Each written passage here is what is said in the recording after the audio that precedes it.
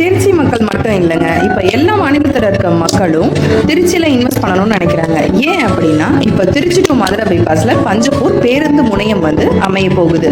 So அந்த பஞ்சப்பூர் பேருந்து முனையம் பக்கத்தில் இடம் வாங்கணும்னு நினைச்சா சதுரடி ரேட்டு 6000 12,000 ரூபாய் வரைக்கும் போயிட்டு இருக்கு. பஞ்சப்பூர் பக்கத்துலேயே இன்வெஸ்ட் பண்ணணும், அதுவும் பெஸ்ட்டான ப்ரைஸில் இன்வெஸ்ட் பண்ணணும்னு நினைக்கிறீங்களா? ஸோ அப்போ உங்களுக்கு இதுதான் நம்மளோட லேஅவுட்டாக பெஸ்ட்டான லேஅவுட்டாக இருக்கும்.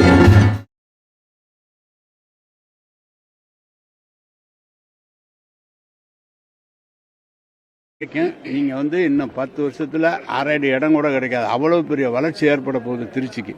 இன்னைக்கு காலையிலே நான் குடிநீர் வடிகால் வாரிய அதிகாரிகள்கிட்ட பேசினேன். நீங்கள் பெரிய ஒரு தனி திட்டமே அதுக்கு போகணும், அந்த ஏரியாவை குடி தண்ணீர் கொடுக்கறதுக்கு போகணும்னு சொல்லியிருக்கோம்.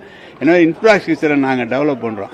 ஆனால் வருங்காலத்தில் திருச்சி ஒரு மிகப்பெரிய ஹப்பு, இதுக்கு ஒரு ஹப்பாக ஆகும், அது உறுதியாக ஆகும். அந்த சைடு சொல்லியிருக்காங்க. எனவே நம்ம பஞ்சப்பூர்லேருந்து விராலிமலை வரைக்கும் இப்போ இந்த ரோடு டெண்டர் வைக்க போகிறாங்க. பஞ்சப்பூர்லேருந்து பைபாஸ், கரூர் பைபாஸ் வர்றது அது முடிஞ்சிருச்சுன்னா திருச்சி பெரிய அளவில் வளர்ச்சி பெறும். அதுக்குள்ளே ஏற்பாடு பண்ணிக்கிட்டு இருக்கிறோம்.